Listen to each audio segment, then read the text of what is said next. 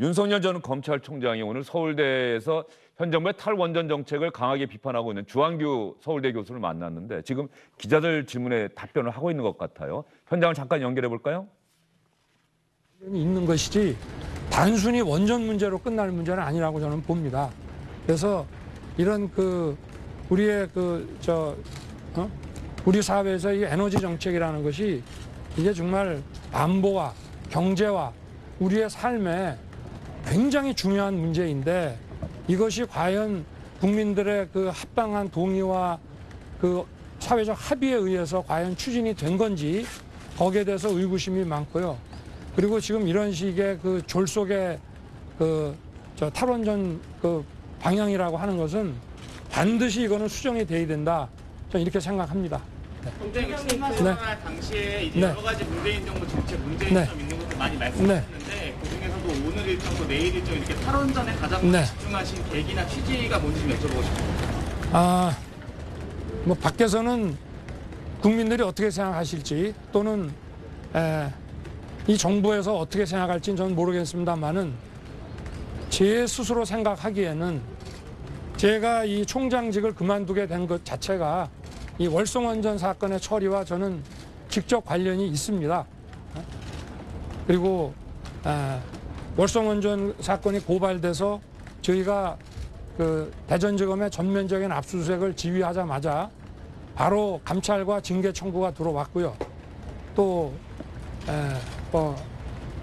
하여튼 그 사건 처리에 대해서 저도 뭐 음으로 양으로 굉장한 이런 압력이라면 압력, 제가 거기 넘어가지는 않았습니다만은 그런 것들이 들어왔고, 그리고 제가 첫 번째 직무정지를 소송을 통해서 이제 극복을 하고 12월 1일자 다시 검찰에 복귀를 해가지고 감사를 앞두고 자료 폐기한 그 인물들에 대해서 구속영장을 청구하도록 지휘를 했습니다.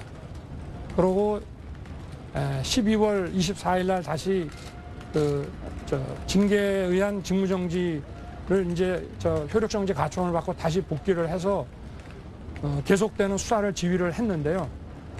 저는 이 검수완박이라고 하는 그 검찰 수사권 박탈이 백운규 산자부 장관에 대한 구속영장 청구를 계기로 해서 이루어진 것이라고 저는 봤고, 제가 그렇게 느꼈습니다. 그런 느낄 수밖에 없는 상황이었고, 그래서 제가 더 이상은 자리에 앉아 있을 수가 없다라고 판단해서 제가 나왔고, 결국은 제가 오늘 여기에까지 이런 정치에 참여하게 되는 이런 계기가 된 것 역시 결국은 그 월성원전 사건하고 무관하지 않고 결국은 이 정부의 이 탈원전과 무관하지 않다고 저는 생각을 합니다. 그리고 우리 지금 최재형 감사원장님께서 뭐 정치에 참여하실지 어떨지는 모르겠습니다만은 감사원장을 그만두시게 된 것 역시 이 월성원전 사건하고 관계가 있기 때문에 이 탈원전이라는 것이 국가 정책적으로도 바람직하지 않는 사회적 어떤 합의가 부족한 상태에서 이루어진 것일 뿐 아니라 이것이 굉장히 무리하게 추진됐기 때문에 많은 어떤 법적인 문제를 다 안고 있습니다. 특히 월성원전의 어떤 조속한 가동 중지라고 하는 것은 굉장히 많은 법적 문제가 앞으로도 이게 형사와 이런 각종 소송을 통해서 전개돼 나갈 가능성이 많은데 이런 부분들이 결국은 제가 오늘 이렇게 이 자리까지 오게 된 계기가 되지 않았나. 그래서 오늘 그런 부분에 대해서도 우리 교수님하고 대화도 했습니다. 네. 총장님, 월성 원전 사건 시 말씀하셨는데요. 그럼 그 당시에 법리적인 판단을 제외하고 그 당시에도 탈원전 정책의 기조에 대해서는 좀 반대하고 있었다고 보면 될까요? 저는 그 당시까지만 해도 원전 사건을 처음 이제 배당을 해서 일을 할 때만 해도 이 탈원전 부분에 대해서 제가 뭐 이렇게 크게 인식은 좀 부족했던 것 같습니다. 저도 정부 공직자고 하기 때문에 정부 정책이니까 그냥 막연하게 뭐 큰 생각이 없었는데 그 사건을 이제 지휘를 하면서 보니까 이게 참 간단한 문제가 아니구나. 그리고 너무 이게 무리하게 추진이 됐구나 해서 제가 뭐 더 말씀을 드리면은 이거는 제가 또 뭐 직무상 제가 관여한 부분에 대한 좀 상세한 얘기가 될 수 있어서 이 정도까지만 말씀을 드리겠습니다. 총장님 네. 다른 네. 질문인데요. 네. 이재명 지사가 총장님께서 역사 왜곡이라고 한 거에 대해서 철저한 색깔론이다 이렇게 비판하고 나섰는데 이에 대해서는 어떻게 생각하시나요? 저는 뭐 색깔론을 필 생각 전혀 없고요. 저의 관심은 국민들의 먹고 사는 문제밖에 관심이 없습니다. 그러나 이 역사관이라고 하는 것은, 역사 인식이라고 하는 것은 특히 정치가 입장에서 보면은 현재 사회를 진단하는 눈이고 또 미래를 준비하는 그 전망이 됩니다. 그런데 이런 자유민주주의 역사관을 부정하는 막 그러한 그 역사관이 그런 것을 가지고 과연 우리 한국 사회가 안고 있는 현재의 문제점, 또 미래의 그 기술혁명 시대에 대한 이 도전을 제대로 극복해 나갈 수 있을지, 그 점이 우려되는 것이지 무슨 철진한 이념이라든가 이런 걸 논하고 싶은 생각은 전혀 없습니다. 여러분들도 아시겠지만 이 현 정부의 여러 가지 상식에 반하는, 경제, 사회 상식에 반하는 각종 정책들이 왜 나왔다고 생각을 하십니까? 우리나라의 전문가가 부족해서 이런 게 나왔겠습니까? 그럼 왜 이렇게 편향된 그 생각만 가진 사람들을 공직자로, 최고 의사결정 공직자로 이렇게 발탁을 해서 계속 쓰는 겁니까? 저는 이런 잘못된 역사관, 세계관이 이것이 우리 한국 현실 문제를 다루는 데 있어서 다 영향을 미쳤기 때문에 이런 비상식적인 정책들이 쏟아져 나오는 것이라고 저는 생각을 하고요. 제가 그 어떤 분의 그 개인적인 역사 인식에 대해서는 저는 별로 논하고 싶지는 않습니다만은, 적어도 국가를 최고의 공직자로서 나라의 중요한 정책을 결정할 그 지위에 있거나 또 그 지위를 희망하는 분들이라면은 그래도 좀 현실적이고 실용적인 그러한 그 역사관과 이런 세계관을 가지고 나라를 운영을 해야 되지 않느냐 하는 것이 제 생각입니다. 저는 결코 뭐 이념 논쟁하고 싶은 생각은 추호도 없습니다. 네. 총장님. 윤석열 전 검찰총장이 서울대 주한규 교수 만나서 현 정부의 탈원전 정책 강하게 비판하는 기자들과의 질문과 대답 들어보셨습니다. 월성 원전 수사, 특히 백운규 전 산업부 장관에 대한 영장 청구가 이른바 검수완박, 검찰 수사권 완전 박탈을 현 정부와 여당이 추진하는 계기가 됐고, 그래서 본인이 그만두기로 결심하게 됐다. 현 정부의 탈원전 정책을 강하게 비판했고요. 이재명 경기지사와의 이른바 역사 문제 정면 충돌, 이 부분에 대한 질문을 받고서는 저는 국민이 먹고 사는 문제 이외에는 관심이 없다. 적어도 국가를 경영하려고 하는 사람이라고 한다면 실용적인 역사관, 국민이 공감할 수 있는 역사관을 가져야 되는 것 아니냐, 이렇게 이야기를 했습니다. 한준호 의원은 들으시면서 어떤 생각이 좀 드셨습니까? 지난번 출마 선언 때도 현 정부 강하게 비판, 오늘도 현 정부의 탈원전 정책 비판이었어요. 그러니까 오늘 전체적인 내용도 그렇지만 대통령에 출마하겠다고 출마 선언까지 마친 분의 입장이라기보다 검찰총장을 그만두시는 정도에서 입장이라면 들을 만한데, 첫 번째는 뭐 대안과 비전이 전혀 보이질 않고요. 비판만이 존재하는 것 같다는 점에서 참 아쉽습니다. 탈원전과 관련해서는 전 세계 추세이기도 하고 전체적으로 연한이 한 40에서 60년밖에 되지 않는 것이고, 또 폐기물이라는 건 나오면 유지비가 상당히 드는 겁니다. 대부분 이 추세에 있어서 문제 제기를 하시는 거는 괜찮습니다. 또한 비전을 제시하는 건 괜찮은데, 지금은 단순히 이 부분에 대해서 정치적으로만 풀려고 하시고 이 부분에 본인이 압박을 받았다는 얘기도 사실 근거가 명확하지가 않지 않습니까? 또 국민의 먹고 사는 문제는 관심이 있다라고 하시면서 사실 이 부분에 대한 대안이 없어요. 지금까지 하신 말씀들이 굉장히 그 문제 제기에만 집중돼 있고 비전이나 아니면 문제 해결에 대한 대안이 없습니다.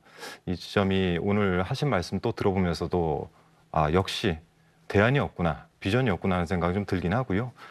탈원전 문제는 그 원자력안전위원회 소관에 있는 킨스라는 곳에서도 이미 삼중수소 유출이나 여러 가지 문제점들이 나왔다는 보고서 자체가 존재를 하고 있습니다.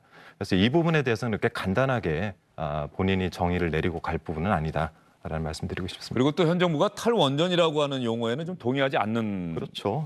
그렇죠? 네, 아직까지 맞습니다. 상당한 시간이 필요하다. 그러면 이게 에너지 전환을 해야 되는 시점이기 때문에 이 원전에 대한 문제는 이미 저희가 후쿠시마 원전 사태 때 안전 문제부터 시작을 해서 또 향후 환경 문제까지 이어지는 거 아니겠습니까? 앞으로 60년이 남았고요. 앞으로 차근차근 에너지를 전환해야 되는 문제점으로 저희는 보고 있습니다.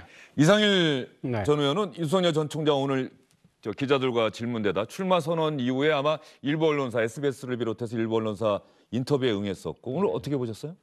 그러니까 지금 우리 한 의원님 말씀과 좀 저는 생각이 다른 네. 것이 윤석열 전 총장이 본인의 비전과 구체적인 구상을 밝히는 자리를 또 만들 겁니다. 그런데 오늘은 이 현 정권의 원전 정책의 문제를 좀 더 전문가하고 논의하기 위해서 만나고 나온 자리에서 기자들이 묻는 그 질문에 답하는 거거든요. 그 질문에 답을 하면서 본인의 국정 미래 구상을 다 밝힐 수는 없는 겁니다, 현실적으로. 그리고 묻는 질문에 초점을 맞춰서 답을 해야 되는 거고. 그래서 본인의 비전은 일단이 나왔다고 생각을 해요. 지금 현 정권의 탈원전 정책은 수정이 돼야 된다. 그러면 앞으로 어떤 내용으로 수정이 돼야 할 건지는 국민이 이제 윤 전 총장한테 물어야 하겠죠. 그다음에 자유민주주의에 대한 본인의 이야기, 뭐 과거부터 쭉 이야기가 있었지만 그걸 보다 이 공고히 해 나가겠다. 이거는 본인의 일종의 비전과 미래 구상의 큰 틀에 해당하는 거라고 봅니다. 구체적인 건 이제 앞으로 본인이 밝혀야 되고 또 언론과 국민이 그걸 물어야 되겠죠. 그래서 오늘 저 자리는 기자의 질문에 답하는 자리다. 그리고 탈원전 정책과 관련해서 월성원전 수사, 이 감사에 이어서 수사가 이루어지는 상황과 관련해서 본인은 이야기를 하고 그 당시 언론의 기사를 다 찾아보면 나옵니다. 검수완박이 왜 나왔는가. 백운규 전 산자부 장관 구속영장 신청하니까 바로 나왔거든요. 그런 거에 대한 설명을 하고 있는 거죠. 예, 어쨌든 윤석열 전 검찰총장 요즘 특별한 일정 아마 지역 방문 일정 곧 내일인가요? 대전을 방문한다는 얘기가 있었는데 오늘 서울대 방문은 갑자기 일정이 공지가 됐던 것 같고 탈원전 정책에 대해서 비판적인 교수를 만났다. 그리고 기자들의 질문을 받고서 이재명 경기지사와의 역사 문제 충돌 이 부분에 대한 답변도 했다. 아마 뭐 윤석열 전 총장이 장모가 얼마 전 1심에서 유죄를 선고받은 것과 관련해서도 직접 또 기자들을 만난 자리이기 때문에 질문이 나왔을 것이고요. 그 부분에 대한 답변이 있었다고 한다면 잠시 뒤에 여러분께 전해드리도록 하겠습니다. 자, 그러면 조금 전에 윤석열 전 검찰총장이 이재명 경기지사와의 이른바 역사 문제, 역사관 충돌 이 부분에 대한 질문을 받고 답변을 하지 않았습니까? 무슨 일이 있었는지 처음 발단은 뭐 공개적인 자리는 아니고요. 이재명 경기지사가 출마를 선언하고 고향 안동을 방문하지 않았습니까? 그 자리에서 했던 이야기가 기사화하면서 당시에 분명히 미군은 해방 이후에 미군은 점령군이다 이런 표현을 썼고요. 친일 청산을 하지 못하고 친일 세력들이 미 점령군과 합작을 해서 다시 그 지배체제를 그대로 유지하지 않았는가. 깨끗하게 나라가 출발하지 못했다. 아마 그 안동 지역의 유림과 만난 자리에서 저런 이야기를 했던 것 같은데 이제 기사는 미국 점령군, 미군이 점령군이다. 공교롭게 얼마 전에 김원웅 광복회장이 또 똑같은 얘기를 써서 또 논란이 되지 않았습니까? 네. 소련군은 해방군이고 미군은 점령군이다. 네.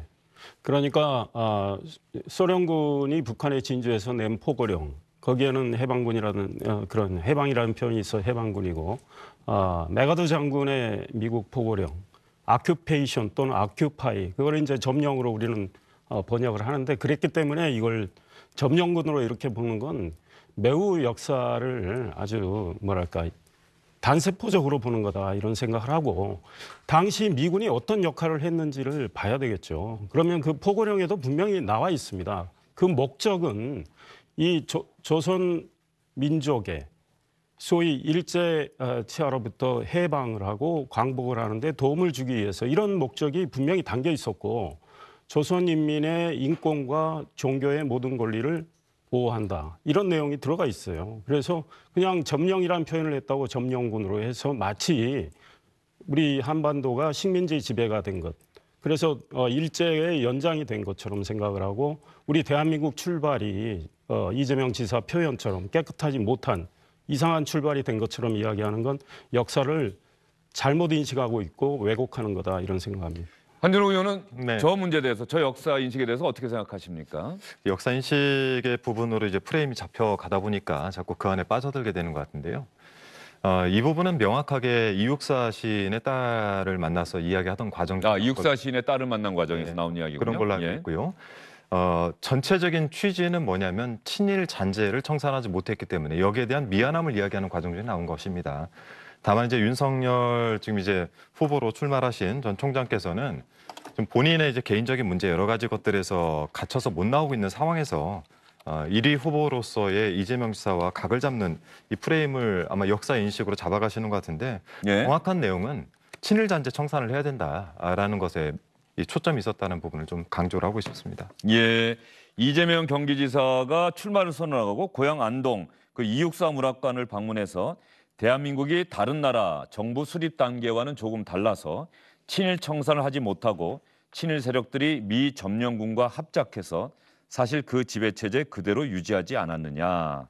깨끗하게 나라가 출발하지 못했다. 저희도 역사를 배울 때 어느 한쪽 면만을 보기는 좀 어려운 측면이 있잖아요. 그런데 분명한 것은 가령 이승만 대통령이 친일주의자다. 이건 아니죠. 독립운동을 했던 사람이니까. 근데 당시에 해방 이후에 저희가 여러 가지 상황을 보면은 미군정이 처음에 친일했던 사람들은 혹시 죽을까, 패가 망신할까 도망갈 데도 없고 숨죽여 지내다가 미군정이 들어와서 나라를 뭔가 재건하는데 우리가 도움도 줘야 되는데 누구를 쓸까 하다 보면 결과적으로 일제에 협력했던 사람들을 썼던 것 아니냐. 그런 것들이 저희 대학 들어와서 그런 역사를 배우지 않습니까? 고등학교 때까지는 그런 역사를 잘 못 배웠다가 네네. 그러니까 그런 부분을 어떻게 바라볼 것이냐. 이승만 대통령 초기 정부 때 우리나라의 입법, 사법, 행정부의 주요 요직에 다 독립운동했던 분들이 있었다. 그러면 그걸 친일로 봐야 되느냐. 그런데 동시에 친일 반민족 행위 청산 특이 있지 않습니까? 반민족 행위자 처벌에 관한 특위, 반민특위 있지 않습니까? 네, 반민특위. 그 반민특위가 와해가 되면서 결과적으로 친일 청산을 제대로 하지 못했다. 네. 다 이렇게 양쪽 측면이 다 있는 건데 어느 쪽에 중점을 두고 바라볼 것이냐 이런 부분인데 말이죠. 이재명 경기지사가 윤석열 전 총장이 자신을 비판하니까 직접 자기가 했던 이야기가 있어서 여러분께 들려드리겠습니다. 해방 후에 미군이 38선 이남을 점령했던 사실은 역사적 사실이고 또 이승만 대통령도 썼던 표현이고 미군 본인들이 스스로 자신들을 점령군이라고 표현했고 제가 말씀드리는 것은 대한민국 정부 수립 이전 단계에서 해방 이후에 친일 세력들이 청산된 게 아니라 오히려 이 미군 점령군과 협조 관계를 이루어서 대한민국 정부 수립에 깊이 관여했고 그들의 기득권이 그대로 유지됐다. 지금도 여전히 청산되지 못한 소위 건국 과정의 정부 수립 과정의 그런 친일적 요소는 여전히 일부나마 남아 있다. 그 말씀드린 겁니다. 이재명 경기지사는 이렇게 설명을 했고요. 윤석열 전 검찰총장 조금 전에 여러분 들어보셨습니다만 이 문제에 대해서 어떻게 생각하는지 다시 한번 들어보겠습니다. 이재명 지사가 총장님께서 역사 왜곡이라고 한 거에 대해서 철진한 색깔론이다 이렇게 비판하고 나서는데 이에 대해서는 어떻게 생각하시나요? 저는 뭐 색깔론을 필 생각 전혀 없고요. 저의 관심은 국민들의 먹고 사는 문제밖에 관심이 없습니다. 그러나 이 역사 인식이라고 하는 것은 특히 정치가 입장에서 보면은 현재 사회를 진단하는 눈이고 또 미래를 준비하는 그 전망이 됩니다. 그런데 이런 자유민주주의 역사관을 부정하는 막 그러한 그 역사관이 그런 것을 가지고 과연 우리 한국 사회가 안고 있는 현재의 문제점 또 미래의 그 기술혁명 시대에 대한 이 도전을 제대로 극복해 나갈 수 있을지 그 점이 우려되는 것이지 무슨 철진한 이념이라든가 이런 걸 논하고 싶은 생각은 전혀 없습니다. 자, 두 사람 이야기 다 들어보셨고 제가 아까 조금 전에 제 나름대로 한번 정리를 해드렸었는데 이번에는 이상일 전 의원께 먼저 질문 드려볼까요? 이재명 경기지사의 역사관이 사실은 그 해방 이 전후 상황에 대한 인식이 좀 부족하신가 아닌가 이런 생각이 듭니다. 일단 역사에 대한 인식이 저는 좀 얄팍하다 이런 생각이 드는 것이 미국이 점령이라는 표현을 썼다고 점령군이 되느냐 이미 말씀드렸지만 당시 미군이 어떤 역할을 했느냐. 그다음에 대한민국 이 정부 수립 과정에서 우리가 건국하는 과정에서 미군이 어떤 도움을 줬느냐 이런 걸 큰 틀에서 봐야 된다. 그러니까 본말 전도가 되면 안 된다 이런 생각합니다. 모든 과정이 완벽할 수는 없겠죠. 그다음에 친일 잔재가 완벽히 청산되지 못한 건 사실이에요.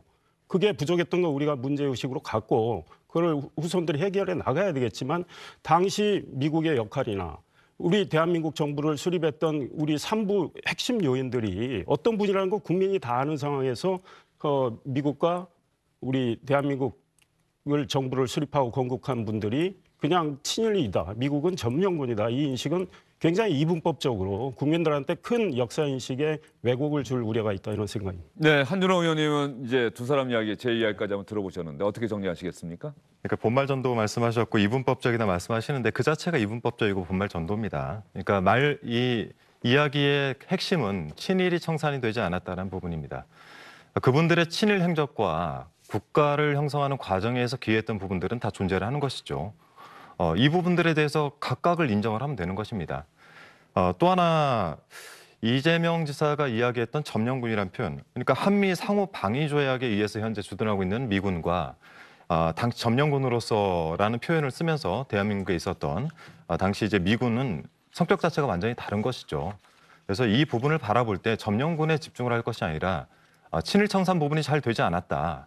그리고 당시에 있었던 미군들과 이 예전에 청산되지 않은 친일과 함께 일을 했다라는 부분들을 좀 강조하는 과정 중에 썼던 점령군이 집중을 받기보다 이 부분에 있어서는 현재 당시의 상황과 같은 장소를 생각해 볼 때 친일 청산 부분에 대해 조금 더 집중해서 바라봐야 된다라는 말씀을 드리고 싶습니다. 예, 두 분과 또 이야기를 나누다 보니까 대한민국의 대통령이 되려고 하는 사람들이 역사 문제 놓고 서로 토론하고 논쟁하는 것은 대단히 필요해 보입니다. 다만 많은 분들은 과거도 과거지만 그래도 미래 문제를 놓고서 토론하고 미래 대한민국은 또 국민은 무엇을 먹고 살 것인지 이런 문제에 대한 토론을 하기를 더 원하지 않을까 이런 생각이 드는데 뭐 역사 문제에 대한 논쟁도 또 당연히 해야 될 사안은 아닐까 싶습니다. 여러분 생각은 어떠신지 정말 궁금하네요.